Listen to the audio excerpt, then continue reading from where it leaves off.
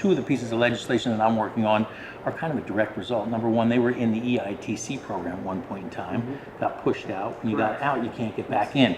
So I had to build $15 million towards a business investing in vocational education and career and technical centers. So we're trying to get that across the finish line so that a business can invest directly in the skills that they're looking for and get that return back out. And the second thing was, he talked about a glazier program, right? So you need glaziers here. So here's what we found, that when you go and try and start a new program in the Commonwealth of Pennsylvania, it takes 8 schools and probably 3 years to start a program. If you've got a business right here that's willing to invest in a glazier program, why does it take 3 years and 8 schools when you can have one established right here? So I'm trying to fast track that, number one, through the department with just one school with a business partner that will enable you to do that.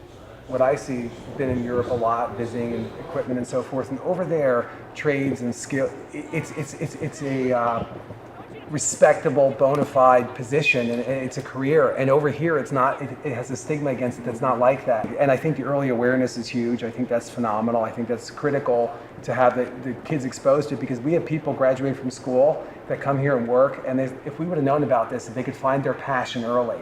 Right? But they don't get the exposure to find their passion, nor do they have the ability. When typically speaking in Europe, you go when you're exposed to trades early on, then you can go to a trade school, and they struggle with some of the same things we're struggling with now, from what I've been told and so forth. I didn't experience it, but I think we're on the right track here with what you're doing. The time's right for it. We've got Department of Labor a week and a half ago released data that shows 6.9 million jobs open and available. You talked about how many that you could fill if people would walk in today. And these are great jobs. These are family sustaining wages. They're just great opportunities here. The thing we thought was important, breaking the stigma, and these guys have really embraced it, and that's bringing educators in here. When they get in here, they say two things. Number one, wow, I never realized these jobs existed, and the continuum of jobs. And then number two, it's the best continuing education that they've ever done. They said, it's not just another class, a college class or an online class. I got to come out here and actually see something. So it really does work, and these guys are a great showcase. We're trying to hire from Pine Grove. We're trying to hire from the districts up here from Schuylkill County, and we're trying to promote it. We're trying to educate people here, and we're trying to create, through automation, higher paying jobs and reasons to keep them here, with the benefits, with everything and all the opportunities. We just need more infrastructure to support it. Yes.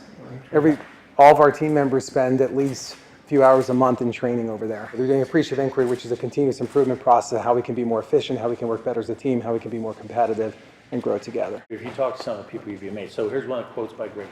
He said that we like to hire people locally because we go up and down the East Coast to try and get the employees that they're looking for. The problem is if you hire somebody from North Carolina at some point in time, they're trained and they want to go home. Right? So to build a local workforce and an education system that can propagate them right here is really important for the growth of this business.